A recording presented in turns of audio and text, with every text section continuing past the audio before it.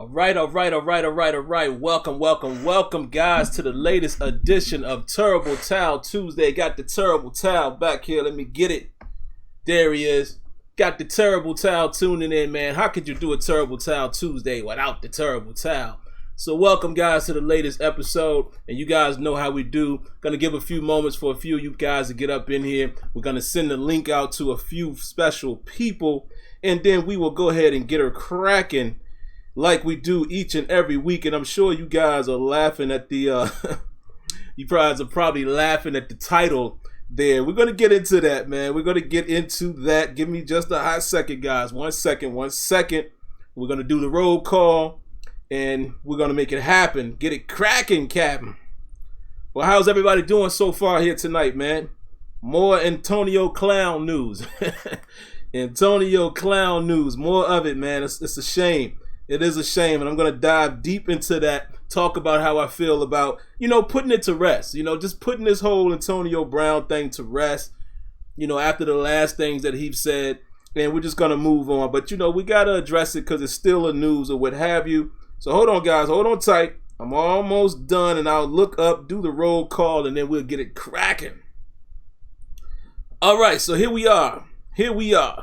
How's everybody doing tonight, man? Hope everybody's good. I just had my dinner, so I'm feeling good, feeling great. Got me a nice bottle of water to keep me hydrated as we get through this episode here tonight. So without further ado, let's go right into the chat and see what you guys got cracking already. So let's say a huge shout out to YBZ Resby.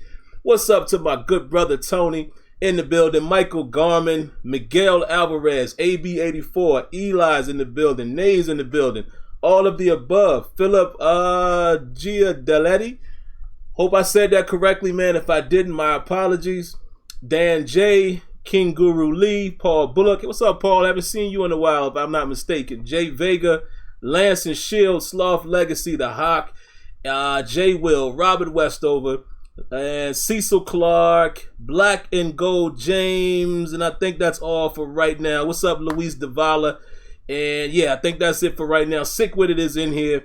Mr. Winters, Jason Miles, and let's get it going.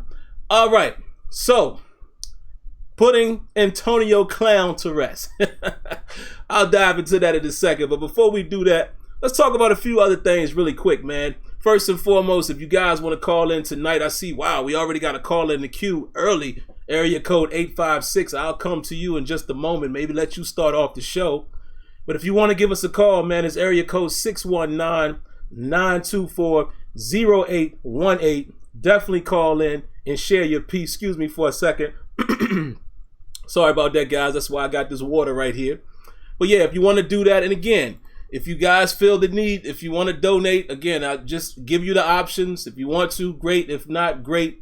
But I now have more additional ways for you to do so. Some of you guys have expressed to me that the YouTube thing doesn't really work for you. So if you're unable to do that, write in the description there. I have a link, or I have the address name to my PayPal as well as to Cash App. So if you guys feel the need to donate, you can do it those means, or you can simply click the $ in the bottom of the chat window, whichever floats your boat. And then the next thing, let's talk about what we're going to address tonight. Basically, we're going to talk about Antonio Brown just a bit, but then I also want to talk about, man, the update to the pre-draft visits. There's some more key guys who have actually visited since the last time we talked, since we talked on Sunday. And then also the last thing, man, we'll dive into a little bit is the Steelers have signed 6 AAF guys, guys who just recently played in the now in trouble league of AAF. Seems like they're not going to last, but want to just, basically talk about what that signing means to the draft. I don't think it has any effect on the draft, but we'll basically just talk about that a bit. And then outside of that, man, I'll let you guys take it away. So first and foremost, let's go ahead and get to the first caller. Why make him wait?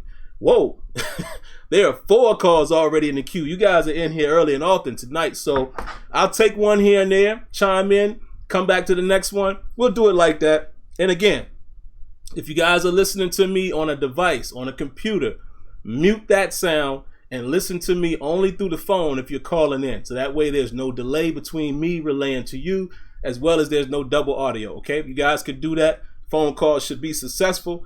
Let's get the headphones on, and we'll take the first call right now.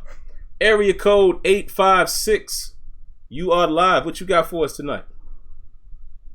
Hey man, how's it going? Good to be on the show. I appreciate it. I'm new to the website, to the channel. I love what you do. I think it's so cool and inventive that you're a guy that lets us speak and us kind of communicate with not only yourself but other Steelers fans, which I think is awesome. It's a family of Steelers fans. So I'm super excited to hear what you got to say tonight. There's a lot to talk about. But the main thing that I was curious that I wanted to get your opinion on is through the Twitter sphere and all this that's going on right now, apparently the Jets at the third position in the first round are trying to get rid of their pick. They're drastically trying to get rid of it. And I'm not saying the Steelers are going to go out and get it, but if we were interested in getting that third-round pick, what kind of a package would you put together? Would you even go after it in general? And then let's say we did get that third-round pick, who would you take? Because there's a lot of good people when you're number 3 in the whole entire draft. I mean, it's not like we're at 20 where we got only 5 or 6 guys we're looking at, but at 3 you could be looking at a whole slew of people. So I just wanted to get your opinion on that.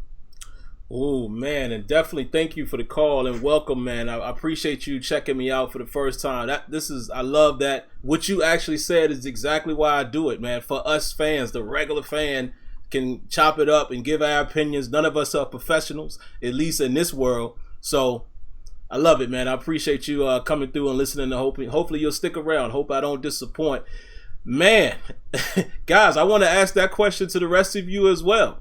What should we do if the Steelers were, let's just say hypothetical, if we were in the number 3 spot, what would we put together to make that happen?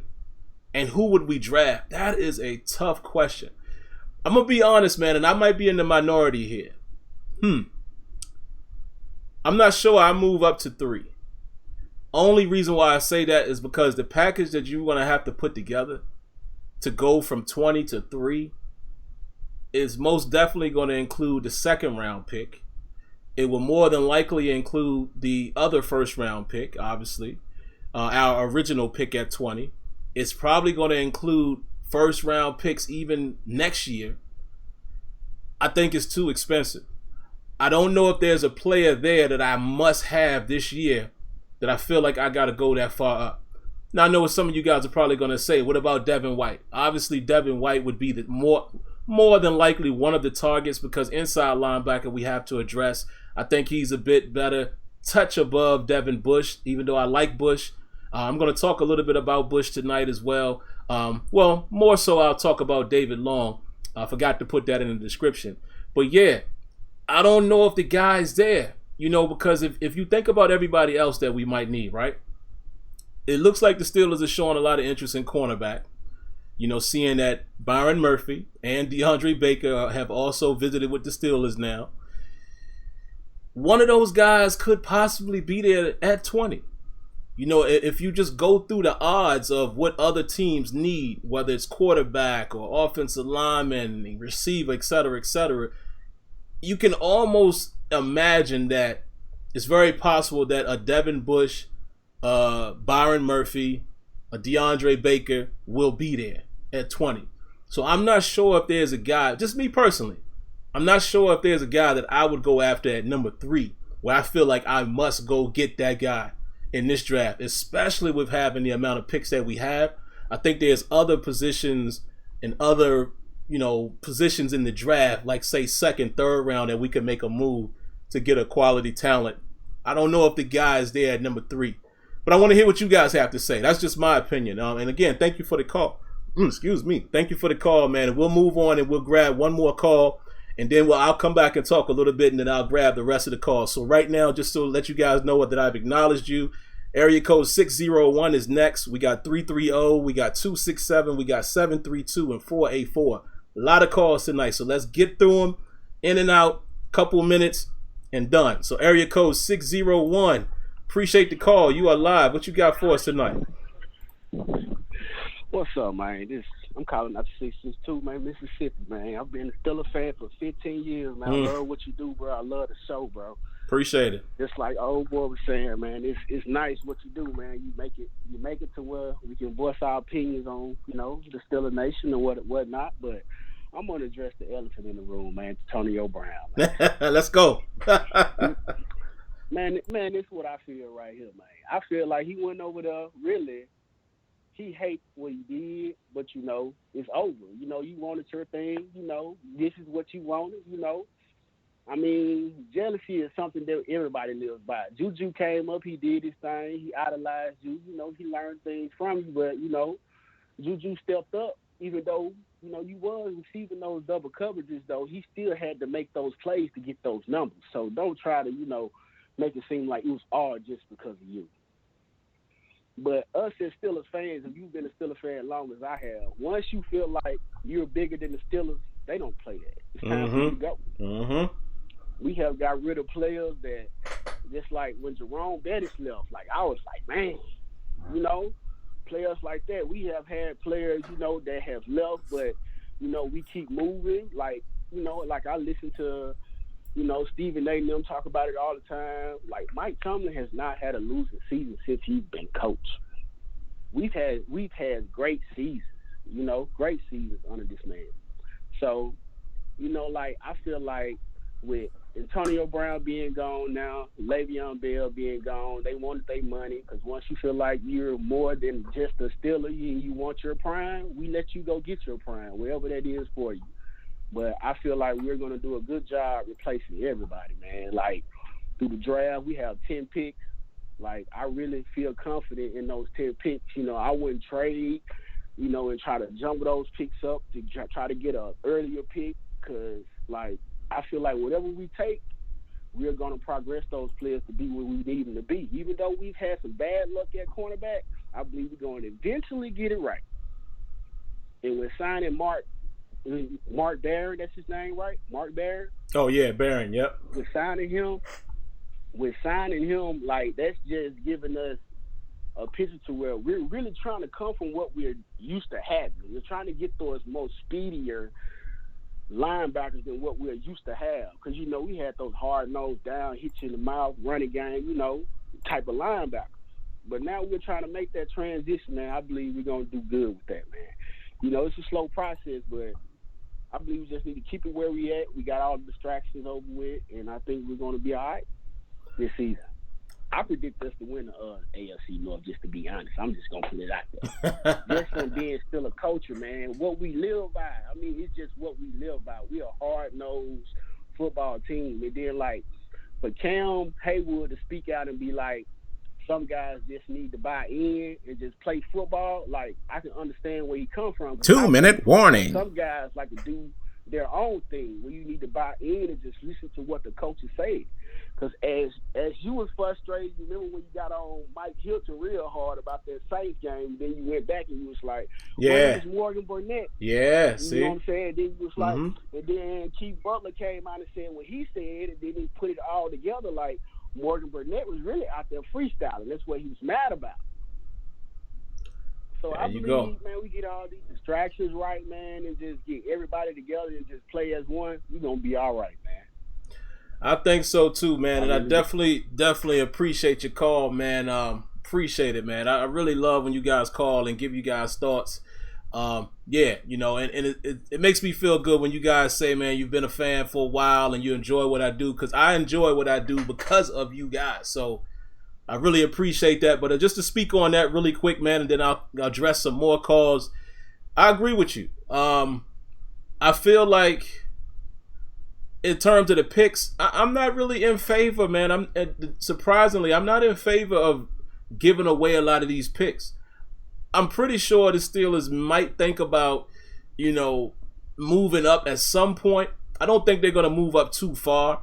And I know even Kenyon mentioned, what about the possibility of moving back or, trying to acquire some picks for next year, which Colbert has done before. I think he only did it maybe like once. So it's a rare thing, but it's not to say that he wouldn't do it.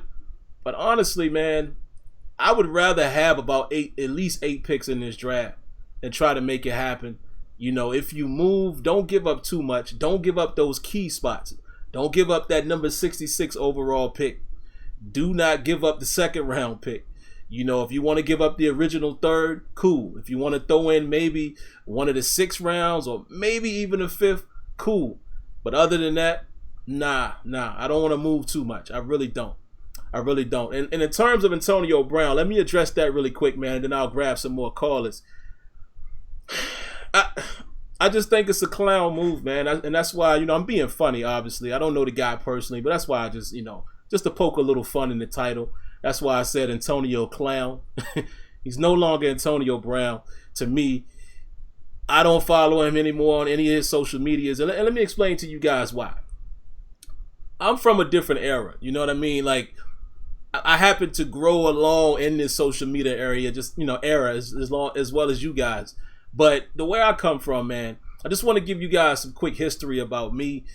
I'm built on principles. You know, where I come from and how I grew up is all about principle.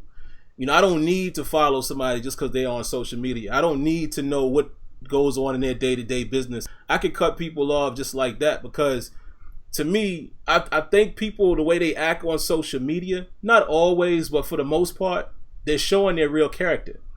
You know, you see it all the time on YouTube and Twitter and how people act a certain way and beef with each other. Their true character starts to show. And to me, Antonio Brown is showing his real character. You know, some people might not be looking at it as deep as I am, but that's a clown move. You know, to do what he did. The last thing that he just posted, which prompted this whole, you know, title here, is he's going to post a DM, a direct message from Juju when Juju was in college now. This is when he was in college, and he's reaching out to the #1 receiver in the world at the time, saying, hey, you know, I'm a receiver at USC, blah, blah, blah. And I'm getting some text here. I just want to make sure it's not the wifey. Nope, it's not. Okay, cool. Yeah, so, you know, he gets some text. He posts a direct message. Basically, you know, Juju trying to reach out to the #1 receiver in the world and asking for some tips. And the thing that shocks me is Antonio Brown acts as if that looks bad on Juju. You look like a clown for posting that. It's a direct message, #1. So why are you exposing something that was between you and him? Then you met this kid later on in life, became your teammate. I just don't understand it. But again, like I said, it shows his character. And if he was a guy that I grew up around, I ain't rocking with him. Like, if I knew him personally, I ain't rocking with no dude that act like that. So that's why it's easy for me to be like, oh, that's a clown move. I'm done with him. I don't care what he does for the rest of his career. I don't need to know Antonio Brown. I don't know him personally, so I don't need to know him social media-wise either. I'm done with him, and that's why I said I'm putting rest to the clown, man. Very, very, very clown move in my opinion. But let's go ahead and grab the next call, man. We got quite a few calls in the queue, so guys, again, I gotta ask, man, and I'm governing myself as well. Let's keep it short, 2 minutes or so. Let's keep it moving. Area code 330. You are live. What you got for us tonight? Yo, it's Jerome, man. How you doing? What's good, man? I'm good, brother. How you? Oh, good. Not bad for missing last week's show. You know, working like the madman, so I ain't get out for work till 9 o'clock at night. Oh man, I feel you. But now here's my thing on what the first caller was talking about. You know, trading picks. If the Steelers are looking to trade up, just by, you know, how the Steelers are, the maximum that they're going to trade up for is 5 picks. So they'll move up to the number 15 by getting rid of their number 20, possibly a third round. Or, you know, if they can give up a 4th and 5th to equal that third round, they'll do it. But I don't see them doing that.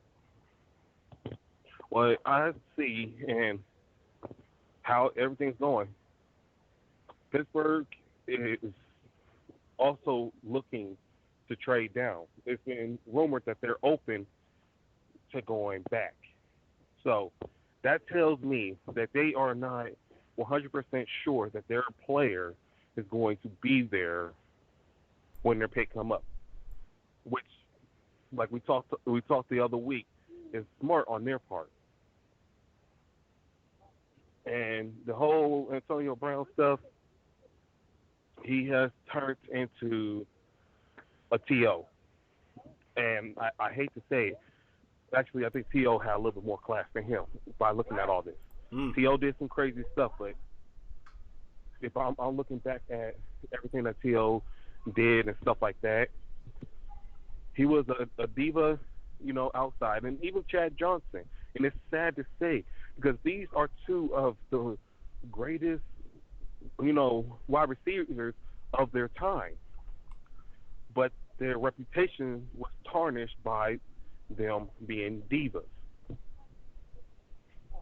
Because you can't talk about Chad Johnson without talking about, you remember how he used to get in arguments with the coach and the quarterback on the sideline if they was losing? You can't talk about T.O. without talking about his off the field. And, this was before this old social media stuff. So picture if they was around when social media was big playing. I don't know if anybody remembers T.O. He went out in his driveway and just started doing workouts and saying, I'm the best, quarterback out there. I'm the best wide receiver out there. Any team will be lucky to have me. I remember that. And that's what Antonio Brown is turning to. And somebody who I got to say I give mad props to, Le'Veon Bell. He could be out here doing the exact same thing, but what is he doing? He messaged Connor and told him, "Great season.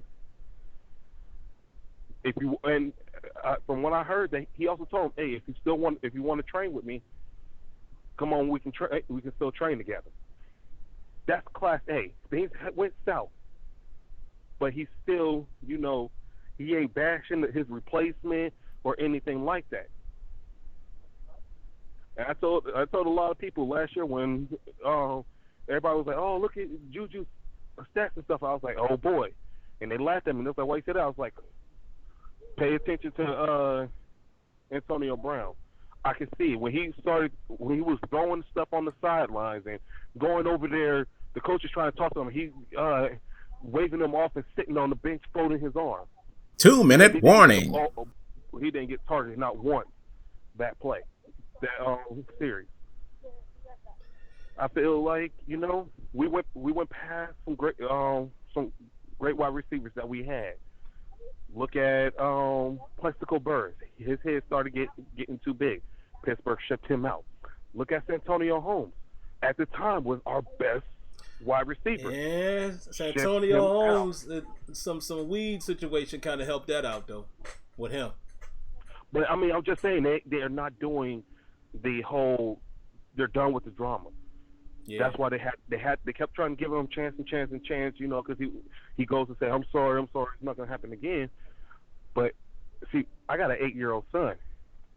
After he does stuff twice, there ain't no more I'm sorry, because you know what you're doing, and you're doing it on purpose to be spiteful.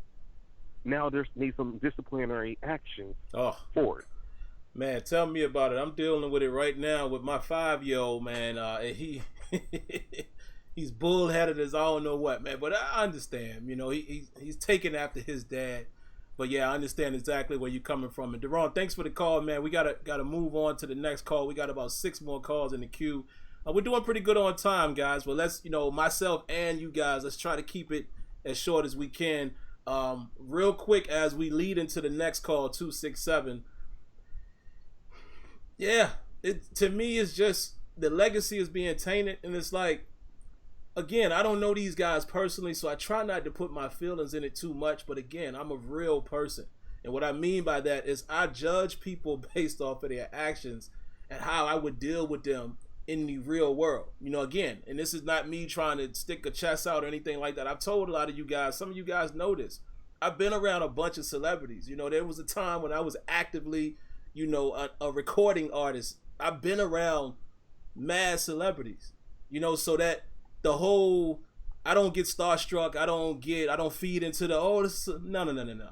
I treat people like regular people, whether they celebrities or not, athletes or not.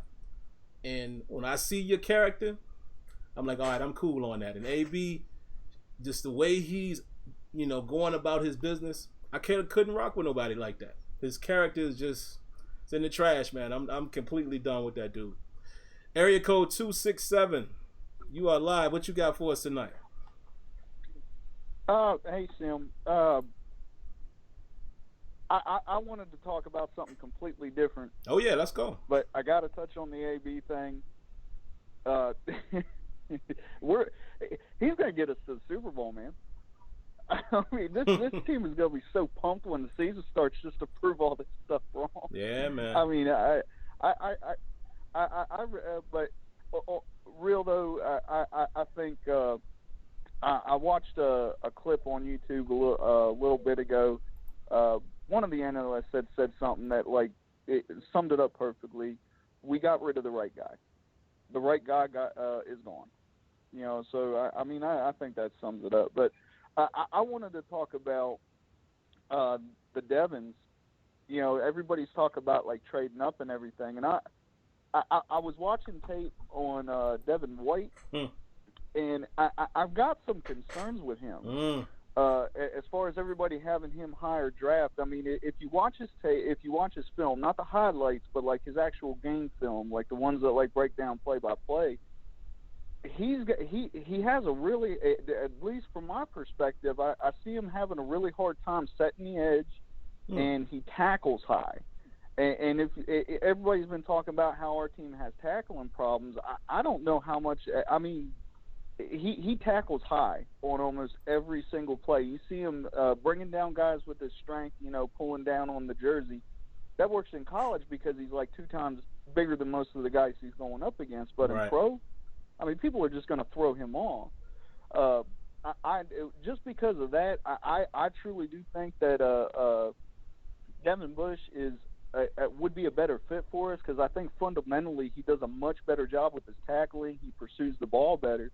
My only concern with him is there's really not a lot of tape on him on how he does in coverage. That would be my only pick on him in trading up to get him is that there's really not a lot of film out there. They didn't use him in coverage a lot. They used him basically to shadow, play the runners, shallow routes, those kind of things. But you really didn't see a lot of coverage on him.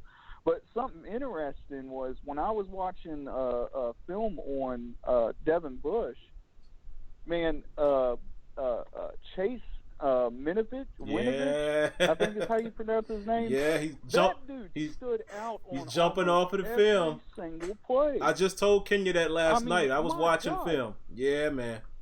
Yeah, he does. Even on the plays where Devin wasn't really doing much, the thing that I stopped watching Devin and I started watching film on him.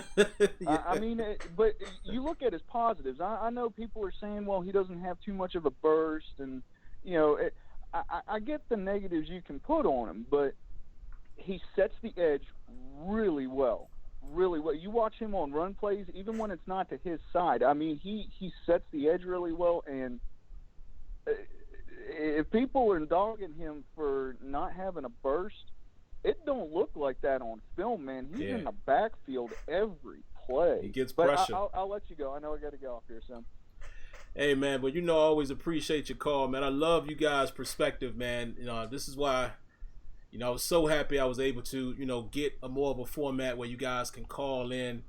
And, instead of just my talking head, I want this to be a family affair. But he's absolutely right, guys.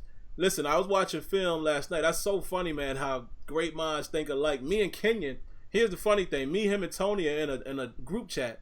We watching the same game. He watching Oklahoma versus West Virginia, but I'm watching just the defense. And we're going to talk about that a little bit later after the calls, about David Long and the concerns I have on that kid. But it's crazy, man. I started watching Devin Bush film. And I remember, again, if you guys are not following SteelersDepot.com, you're doing yourself a disservice. Those guys give in-depth, detailed information, and that's one of my go-tos, along with a few others, to get some more information because, you can't get all the information yourself. You have to get some sources. And, I heard Dave Bryan say that, a couple weeks ago. It's like, man, I'm telling you, watching film on Bush, the more I fall in love with Chase Winovich. So I'm watching film last night, and I text Kenya, and I said, yo, Bush doing his thing, but this kid Winovich is all over the place. Very disruptive. So listen, it's rumored out there that the Steelers really like him. I don't know if he's, I don't think he's first round talent in terms of prospect, because I think draft picks first and second and third, all of that stuff to me sometimes is a bit overrated.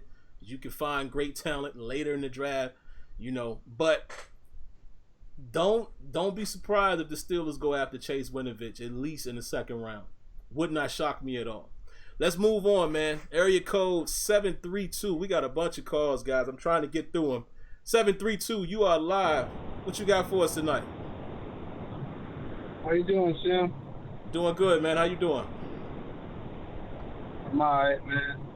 Out here again.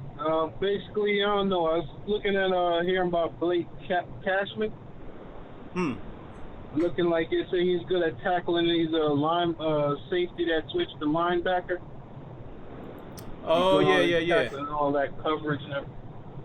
But I don't know, man. I'm just thinking about all the stuff where they signing all these people. You don't think that some of the folks out of the AAF is going to be like good starting material that could step up or something to where we don't have to be, we could probably trade back twice out of the first round or something, or accumulate picks for next year.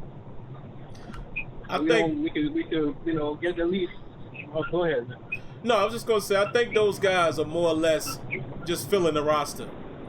I think they'll have to be a surprise. It'll have to be like a Mike Hilton situation where the dude just wows you in training camp.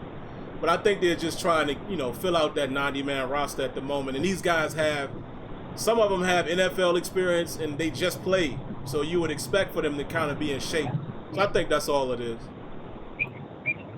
It could be in shape, but I mean, it's like, if there were starters on their team or something, you would know you would have, some sense of them even improving from where they was in the NFL before or something. But that's all I'm saying, man. We just, we could move back like twice or something to accumulate some good capital for next year and some, get a next second round or something. But second or third, but I don't know, man. Yeah, man. It's very possible. All right, man. Well, I definitely appreciate the call, man. Sound like you're out on the road, man, so be careful. Appreciate you tuning in. But, yeah, it's very possible. And, again, me and Kenyon kind of discussed this last night, and, he's heavily, favoring the 2020 class, and he's in favor of that. Listen, acquire some more picks and don't build for just this year if we are rebuilding. Because Kenyon's exact words was like, if we rebuilding, why not get more picks for maybe even next season? I'm cool with that too. At the same time, I feel like if the value is there, I mean, we got 10 picks. So trading down, what are we going to give up? We're not giving up anything if we trade down. We're going to probably acquire more picks. So I guess my only question would be, are we expecting them to pick more than 10 players? You know what I mean? Or like you guys are saying, maybe they acquire them and stack them for the following season. So we'll see. So I'm not opposed to it, but I think, man, if there's good quality there, utilize at least 8 of them picks. And the reason why I say at least 8, because I wouldn't be surprised if they do shift somewhere.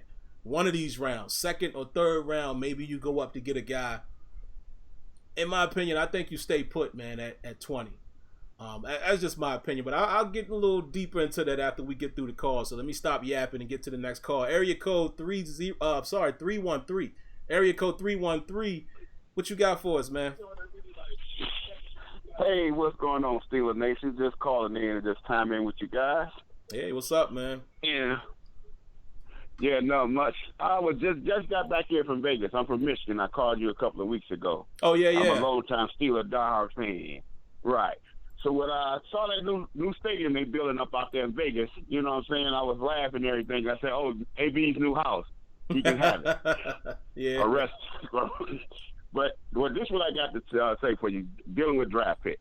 Mm-hmm. And the only thing I'm saying is I'm hearing everybody talking about trading down or requiring more picks and getting all these people. One thing from me following the Steelers for a long time is we name the people when they draft it and they develop and they're good people. When Carnell Lake was the defensive back coach and everything like this, these dudes do not come up to standards when we play elite quarterbacks. The only time when we went up in the draft and took the player that was the playmaker that we so covered, that we so needed, was Palomalo. Palomalo was the class act. That's during the Bill Cowher era. Since Tomlin been the coach, we sit back and the players that we need, they should have moved up. You just remember, we a playmaker in the secondary from all, like you saying, when we get caught on the end by San Diego on these teams, when we lose the last drive, Palomalo was the one usually came up with the play. Mike Tomlin, from coaching those defenses back when we was in Tampa and stuff, you had those game-changing playmakers over there. You don't get them and develop them. They the standard. The Deion Sanders, you do not trade back and, hopefully become a Deion. No, you got to draft a Deion. Every once in a while, you can find a diamond in the rough. I have Taylor, but only problem he had, he was good. He could shut down anybody, run with anybody, but he had no hands. Like you said, we need turnovers. We need to flip the field. You got to look at it like this. If we had that player of the last 3 or 4 years, bruh, shut down guys in the slots and stuff like that. When my man from New England killed us, I was going crazy. Us standing 5 to 10 yards off the line of scrimmage. Again, because you have no game changer back there. This was the Ravens with Ed Reed been for years when we would play against them. Reed would make the game changing play. And y'all looking at draft picks, there's one guy I need you to check out. Check out the boy Ben Baden, who they just brought in for a visit. Yeah. With this dude, number 15 TCU. Y'all go look at this dude. You talking about my man from Michigan? Go look at him. He can drop in the coverage. He's fast. He makes game-changing plays. Now I like him. I watch Bush. I'm in Michigan. I watch Michigan all the time.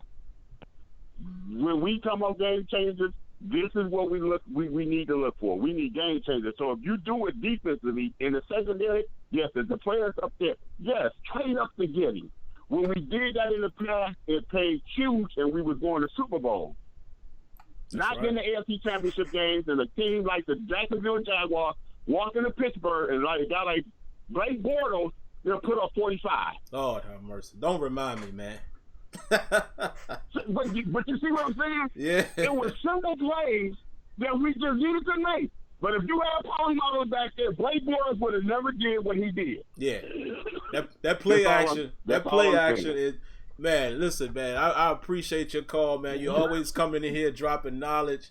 And somebody actually in the chat said that you call Steelers Nation Radio a lot. I think they recognized your voice. So I appreciate you, tuning in to little old me and dropping us with some knowledge. But you're right, man.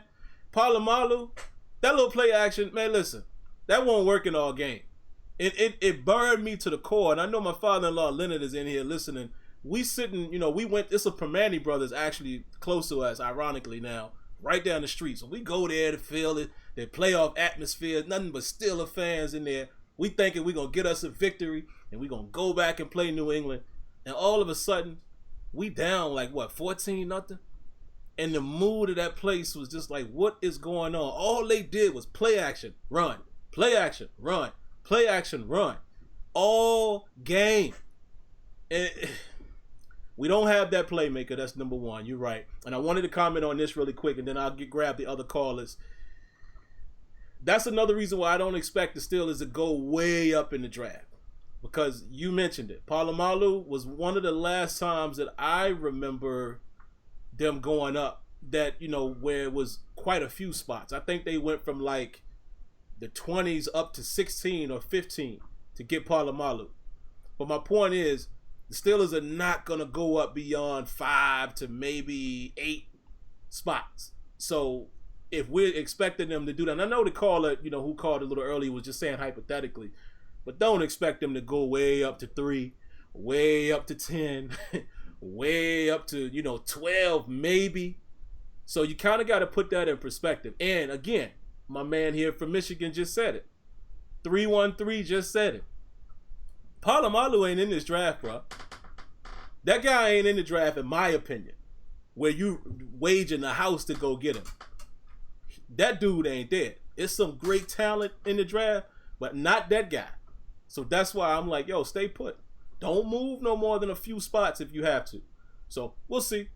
All right, man, let's get through the rest of these calls, man, so I can answer some of your questions and I can chime in on a few other things I wanted to talk about. David Long, keep that name in your head. I'm going to talk about him. Area code 484. You are live. What you got for us? 484. Hey, what's going on? What's up? What's going on? What's going on? It's Jedi. Oh, what up, Jedi? Still trying to get that bag, man. I'm at work right now. Do your thing, man. Hey, I wanted to call in real quick because I need to put my 2 cents on, especially David Long.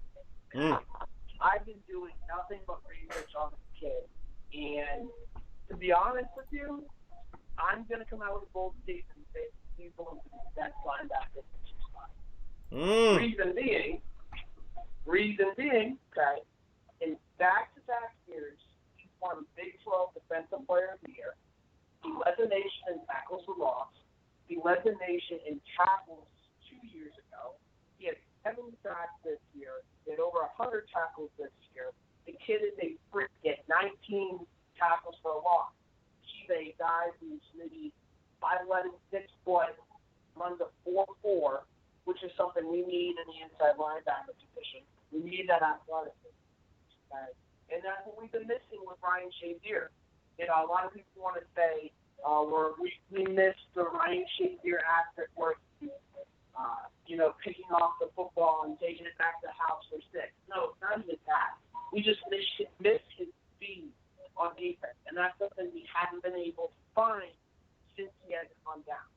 So why not go out this year and find the guy that's closest to Ryan Shazier as you can get? We're not going to be able to get either of the guys, okay?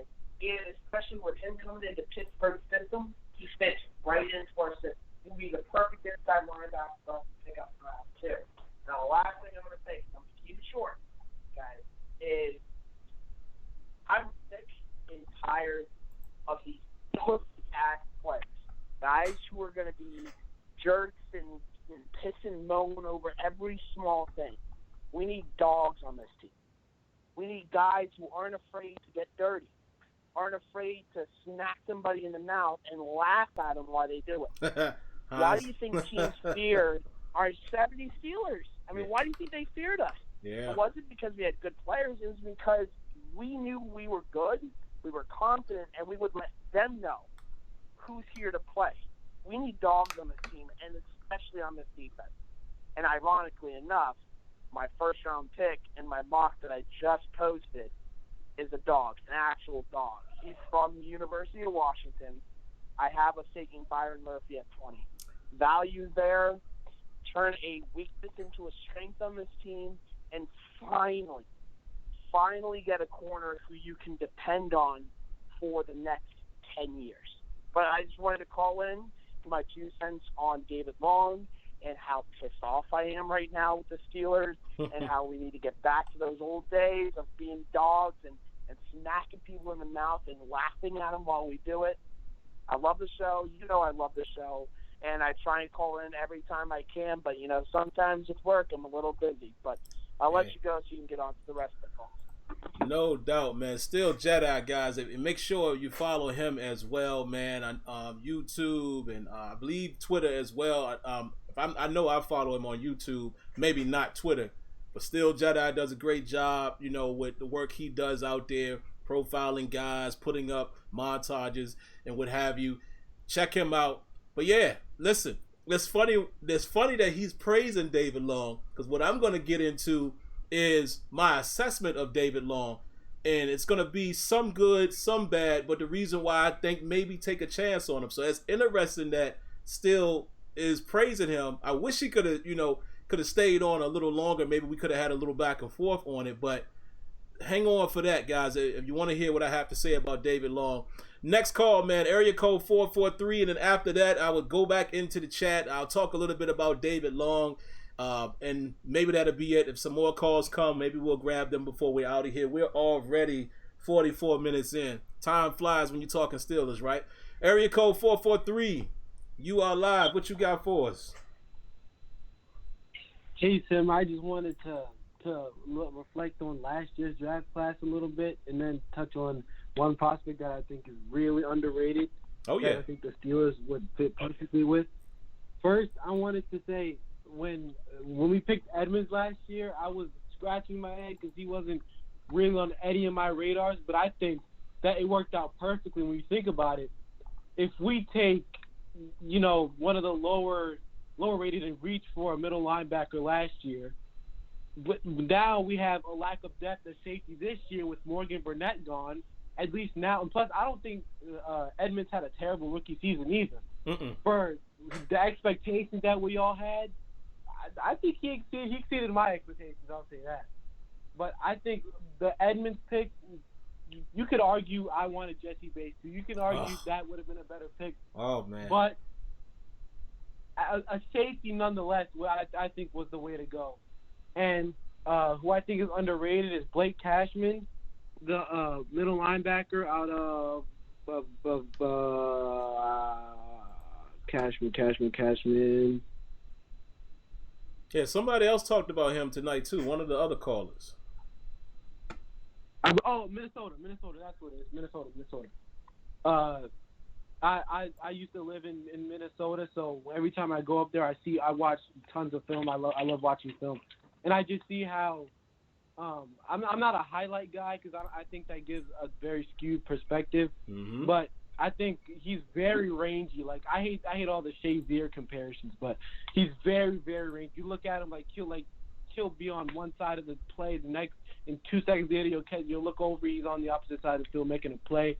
I love his play rec. His tackling isn't the best, but I think that became a strength of us last year. When you look at our numbers tackling wise, we were one of the top 5 teams in tackling, I believe, so I don't think that'll be a problem. I just think whoever it is, the Steelers, I hope it's not a receiver because the first 2 rounds, when you think about it, you got Juju inside, Switzer has to play inside, Rodgers has to play inside, and you got Moncrief and James Washington outside. So I hope it's not any offense in the first 2 rounds. So I just hope, and plus we signed, who is his name? Mark Barron. So I think we have stopgaps in those places where if, say, the pick isn't, doesn't work out as well as we thought it would, I think we will have some flexibility. And I'm going to get off it because I know I'm probably past my 2 minutes. But that's all I want to say. Oh, man, I definitely appreciate your call, man. Round of applause to all of the calls tonight, man. Let's do that really quick.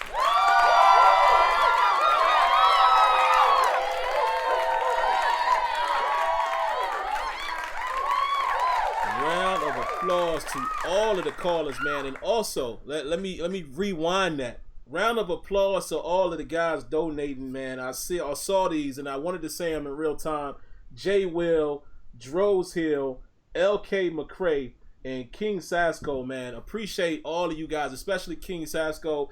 He actually took advantage of one of the newer ways to donate now. He hit the Cash App, man. I salute you guys for that. Again, if you guys are looking to donate, there's 3 opportunities to do so. There's a Cash App. The information is in the description. There's PayPal. Information is in the description. And, of course, here in chat, you can click on the $sign and, you can donate directly here through YouTube. So a round of applause to all of you guys and a gracious thank you to you guys.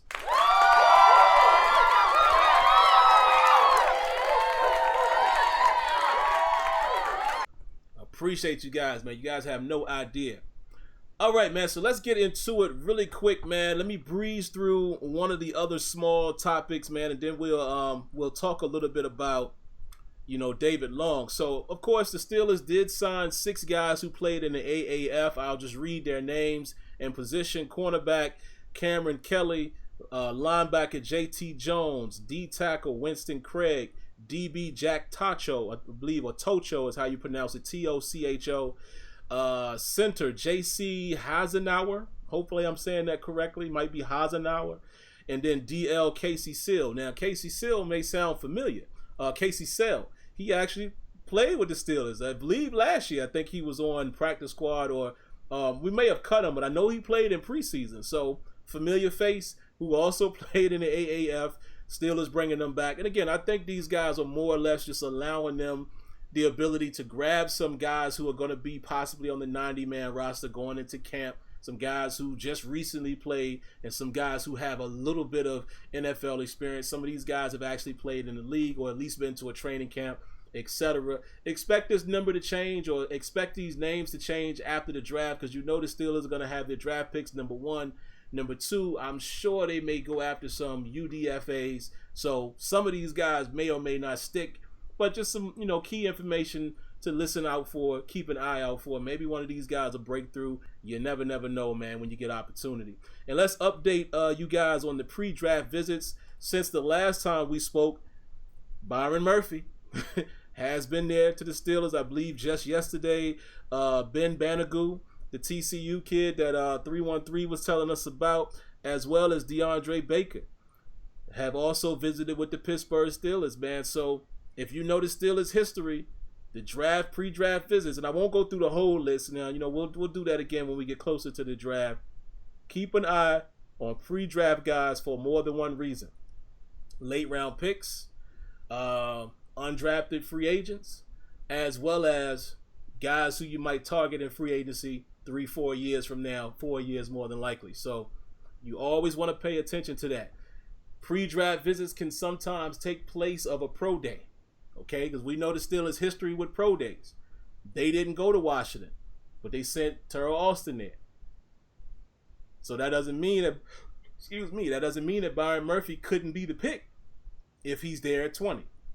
Assuming that other guys are gone. So keep an eye on that. And they have definitely met with David Long. They brought him in. A few other names. What's the other kid? They set up a tight end. What's the kid? Foster Monroe. They have that set up, so he'll be meeting with them soon. Miles Boykin. Just a few of the names there that you guys might want to pay attention to. Miles Sanders, Mike Webster, Darnell Savage Jr. That's another safety that a lot of people are talking about. So quite a few interesting names there. And this other guy, Steven Denmark. I'm not sure if I'm saying his name correctly, from Valdosta State. I don't know much about him, but I saw that he's like 6'4", very huge cornerback. So I'm going to take a look at some of his film. But just wanted to update you guys on that. And last but not least, man, let's go ahead and talk about David Long. Let me give you guys my assessment. So again, just to set the table, last night I'm watching film. I was just in a film mood. I'm going to do it again tonight after the show. And I guess I could take these off now. Watching film, man, and I decided to watch David Long. And, shout outs to the other caller who basically said, don't get caught watching highlights. I used to do that sometimes, but you gotta think about it. If you're trying to, portray yourself as a standout or a top prospect, aren't you going to show your best work? So you can't always watch the highlights. Now, highlights are good because you probably want to watch a combination. So what I started to do now is I watch at least 3 games. That's my minimum. I watch 3 full games. You can find a lot of them on YouTube that are cut up, especially if you're looking for a specific player, with prospects. I type in, say, Devin Bush versus so-and-so, right? And it'll say Devin Bush versus this team versus that team, and it's a cut-up video. Most of them range anywhere between 8 minutes to maybe 12, 13 minutes. Very quick. And you can focus on them and watch each and every snap they have for that game and look at the good, look at the bad. So I looked at Devin Bush, and, you can clearly see, in my opinion, again, Steel Jedi felt a little differently, but in my opinion, you can see the gap between prospective talent from the 2 Devins and then everybody else. So let's talk about David Long, excuse me. The Hawk made a very good assessment here. He said that David Long is like Artie Burns, high ceiling, but will it pan out?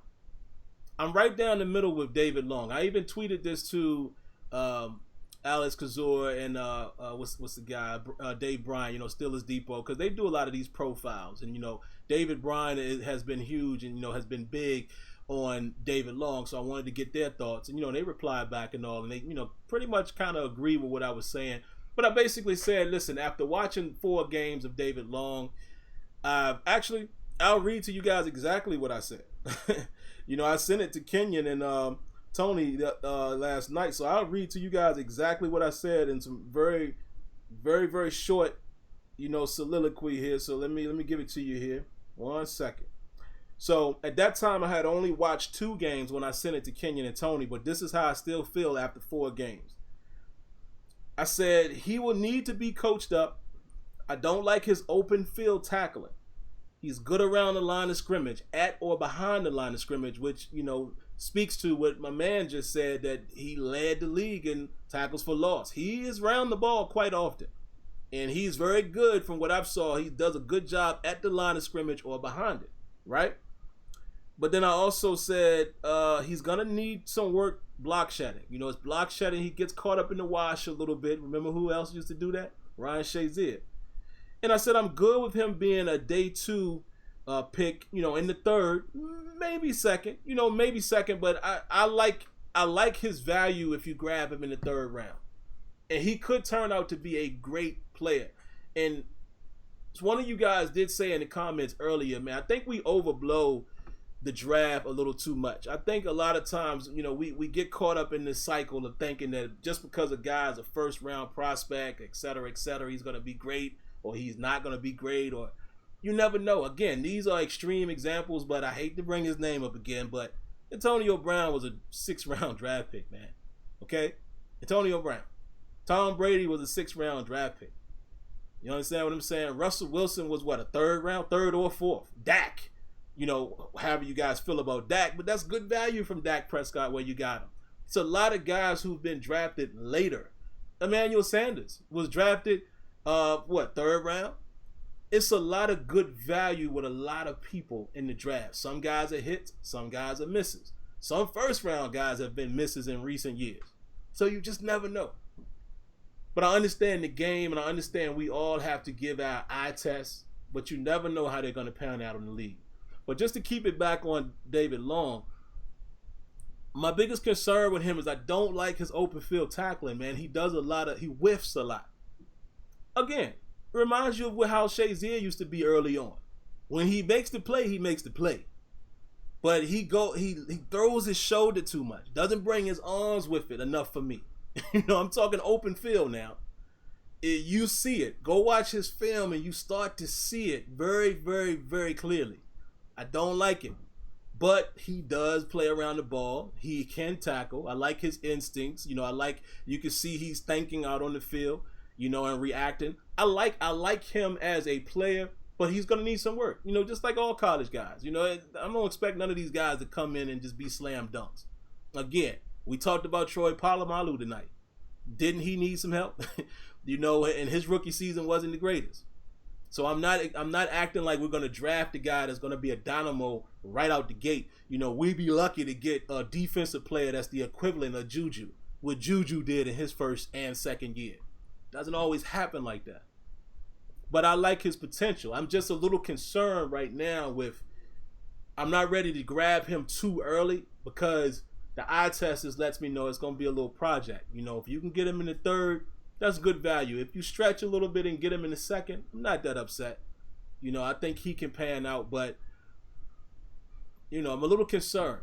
Now, Devin Bush, I kind of feel a little bit the same about Devin Bush. I think Devin Bush is a great talent. I love the way he diagnoses plays. Haven't seen a lot of him in coverage, but I definitely love his get to the ball skills. His speed jumps off of the screen, sideline to sideline. You see it. You see how fast he gets to the play or he chases a play down. There was a couple of plays in a few games I watched, got beat on a wheel route. But listen, guys, everybody's going to get beat. I don't judge guys like that. The best players get beat. But I look for consistency. I look for reaction time. I look for footwork. I look for, do they bring their pads with them when they go in for the blow? Or is it form tackling? Or are they easily faked out of their boots? Things like that. And that's another thing I saw with David Long. I watched the game against Oklahoma, and my Lord, it was quite a few times he was getting the hand put on him. Shook out of his boots. But again, it happens. But it's all about consistency. But again, me personally, I don't think this is me. I could be in the minority. Devin Bush is a great talent. Of course he's going to get a knock on him because of his size, but I think this kid is going to turn out to be a great NFL prospect. maybe even player perhaps. I think he could have a good career in the right system. But I'm just not as high as other people when they say move up to get him. I'm not giving up everything in the world to get, Devin Bush. I did notice as well with White, he does tackle a little high. You're right. But I think right now, to me, I have concerns about all of them. I mean, you should, because the college guys, listen, they're not going to be perfect. But Devin White, to me, probably appears to be the most polished. And that's just me watching a few games from all of these guys. I still got one more game to watch from White. I watched 2 of his last night. But I don't know, man. As I say that, I don't know. I think Devin Bush might be a little more technically sound than White. White just appears to be the better prospect. But I'm not disappointed if you get a Devin Bush. I think they all are going to have to be put in the right situation and coached up. And I think David Long is good value late. Now, I need to watch some of these other guys like the Bandagoo. I'm going to watch that tonight, since my man was saying how, we need to take an eye, keep an eye out on him. I'm going to watch some film on him tonight. But that's my assessment, man, with the draft itself. And the first round could go any kind of way. I almost feel like we're dealing with the same thing we were dealing with last year, where it's only a few slam dunk inside linebackers. And if these guys are taken off the board, what do you have left? And seeing that they have visited with now Byron Murphy and DeAndre Baker, don't be surprised if one of those guys are to pick at 20, because the Steelers could definitely benefit from another cornerback, another inside linebacker. If none of those guys are there, who's the pick? I keep hearing people like Steelers Depot is saying, don't be surprised if it's a Colin Farrell type of guy. If just imagine if the Devons are gone, let's say Byron Murphy is gone, and a couple of other guys, maybe a Greedy Williams, and I know not everybody is high on him, but let's just say some of these top guys are gone and Hockenson is gone, so even if we wanted to stretch and go offense first because he's the last thing left, what if he's gone? Who do they pick? So that's when you got to start looking at guys like Colin Farrell, maybe, they went to the Clemson Pro Day. You got to start willing to, kind of weeding people out as we get closer and closer. You look at the key factors. Whose Pro Day did Tomlin and or Colbert go to? Which ones were either one of them at? Which ones did they both attend? Which ones sent a good majority of the staff? Who also came in for pre-draft visit? I mean, you can start dwindling down the list. Power 5 conference. And you can kind of start shaping this thing, and you can say, okay, these 8 players are probably the guys, who they're probably going to pick. So it's going to be very interesting, man. I look forward to it. We don't have much longer to wait. But that's just my quick assessment on David Long. And what I want to start doing, guys, if I get time before the draft, I want to maybe profile a few more of these guys in my way. Listen, I'm not a professional, not a scout. It's just the eye test. I want to try to see if I can get a few of those done, and maybe we can do some pop-up shows, if I have time during the week, and say, hey, I want to talk about so-and-so. Maybe we'll try the Ben Bandagoo, that guy, Bandagoo, if I'm saying his name right. Maybe we'll do this one. If I get some time, maybe I can pop in and do a quick show Friday and say, hey, let's talk about what I saw from him. Then we'll do somebody else and somebody else leading up to the draft. So we'll see. So yeah, that's about all I got as far as what I was going to ramble about. We have been on for 1 hour and 3 minutes. Let's take a look in the chat and see what you guys got. And I don't believe there's any more calls for the night. 732, I think we already took his call. So that was the last one in the queue. So what you guys got, man? I'll spend a little bit of time in here. The Hawk says, Bush is technically sound. Pay attention to White when he tackles. He is good at diagnosing the play, but he uses his strength to get the tackle. Yeah, see, that ain't going to work. Jay Vega says Bush should be the pick. Yeah, I'm not. Listen, guys, just because I'm being a little critical, I mean, that's what we all supposed to do, right? I'm not saying that because I have concerns with any of these guys that they shouldn't be the pick. I think if Devin Bush is there at 20, get him. I don't think, me personally, don't go up further than 15 to get Bush. I don't think you do that. That's just me, personally. I don't think you do that. I think if he's there or if he's within striking distance, 4 or 5 spots maybe, anything beyond that, nah, I don't think you need to do that.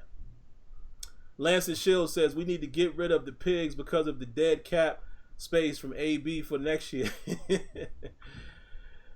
My boy Kenya says, watching Savage against Texas, and he was blowing plays up. Against Texas. All right. Talking about Savage from Maryland. I'll put him on the list too. I'll watch that game tonight. And let me tell y'all how crazy Kenyon is. Kenyon watching full games. You hear me? I'm talking not just the defense, not just offense. Like, he sent me a link yesterday, and it's the full game. 2 hours and 50-something minutes, which I plan to watch. But, I'll probably have to do that on the weekend. So when I'm focusing on one play, I like to watch the quick mock-ups. But then, when I get time, I'll watch the entire game because, that's how you see other players that you weren't even thinking about jumping off of the screen. But Kenyon all the way in. What about the new rules? Tony Carson said, what about the new rules? Thank you, man. I've been wanting to talk about that too. I'm not as prepared tonight, but I will shed light on one of them. Guys, how do y'all feel? I want to see what you guys say in the chat. How y'all feel about now the possibility of being able to challenge what is it? I believe it's pass interference, but does it also include personal fouls or defensive holding, or is it just PI? But regardless of the fact, we know that it's supposed to be a trial period. Again, I can't remember what it all includes, but I know pass interference is one of them. So how do you guys feel about that?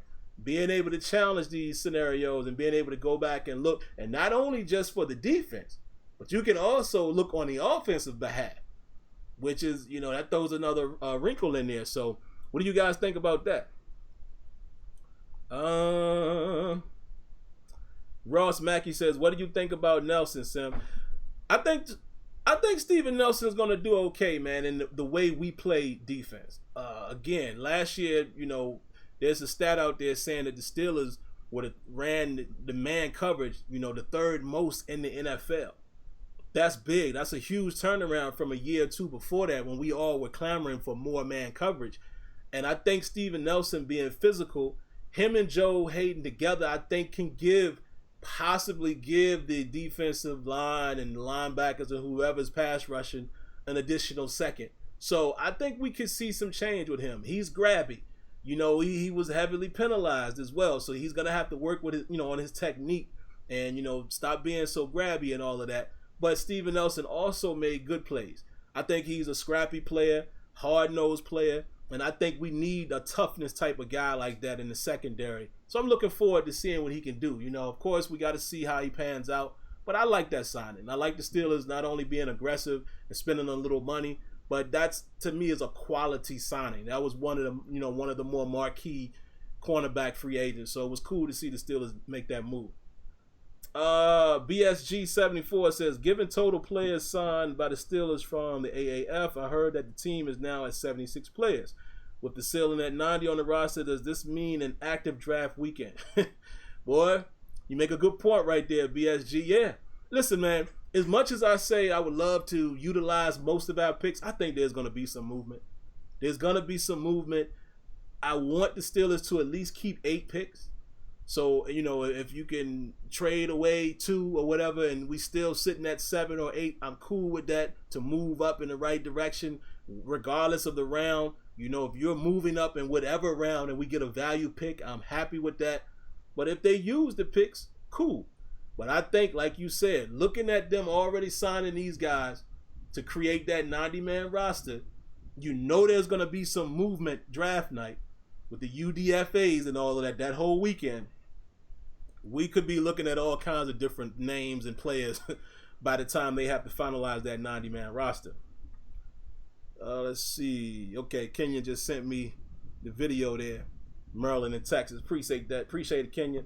Debbie says, but I also think the rule includes missed PI calls. Okay. That makes it interesting, don't it, Deb? That could be good or bad, man. Because remember I told y'all it favors the offense as well. So I believe what Debbie is saying is correct. If you can challenge missed calls, that is going to be very interesting. Very interesting. Now, some people would say, well, what's the difference in challenging ones that are called? And in reality, it's the same, but that is interesting. That's interesting that you can say, nah, that was PI, and you can challenge it, and then they're going to go in, and then the interpretation kicks in. So it's gonna be strange to see what New York and those viewing the play, what they're going to deem as that's pass interference. Was it as the ball got there? Was it a touch early? Do we allow some buffer time? I would imagine, this is just me personally, if I'm a ref and I'm looking at film, I'm gonna allow a little bit of give and take. That's just me. I ain't calling every little knick-knack, tic-tac touch. You know, even if you grab the jersey and it's like 2 or 3 milliseconds before the ball gets there, I ain't calling that. So it's going to be very interesting to see how they interpret PI versus no PI and how they are going to interpret things to overturn. That is going to be interesting. That's why they did it as a trial period. Let's see what else y'all got. I'm going to spend a couple more minutes, guys, and then we're going to get out of here.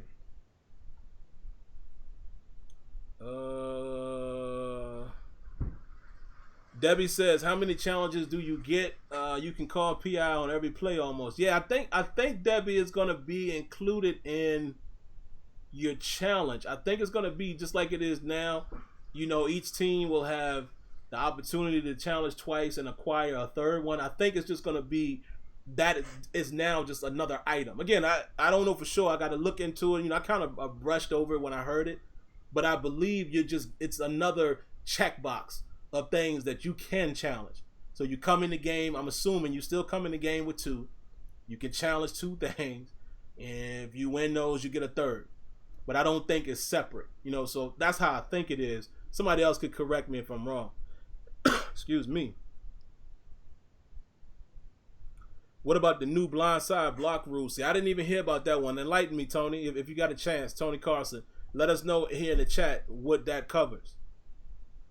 Kenya says, yeah, Savage is better than Sean Davis, more instinctive and a true playmaker. He's just undersized. That's it. He ran a 4.34 and shows on tape. It definitely shows on tape. That kid is all over the field. You know what, man? And I can kind of see him playing kind of the Honey Badger type of role with him being undersized. That could be interesting in our defense. Hawk says, what do you think about Winovich? I like Winovich. I like his motor. To me, Chase Winovich could be one of those dark horses that nobody's really talking about. Could be that guy that you draft late. Not even late. I mean, even if they took him in the second round, it wouldn't bother me. But I think he could be one of those guys that could blow you away and be like, whoa. You know, like, I didn't know he had all of that. You know what I mean? Like, because we still need a pass rusher. We can't lose sight of that. Our outside linebacker core is still a little shaky. I know we talking heavy inside linebacker and we talking secondary, but bruh, our outside linebackers are really not deep at all. So I would not mind getting a quality pass rusher in the draft as well. And shout outs to BSG74. Round of applause.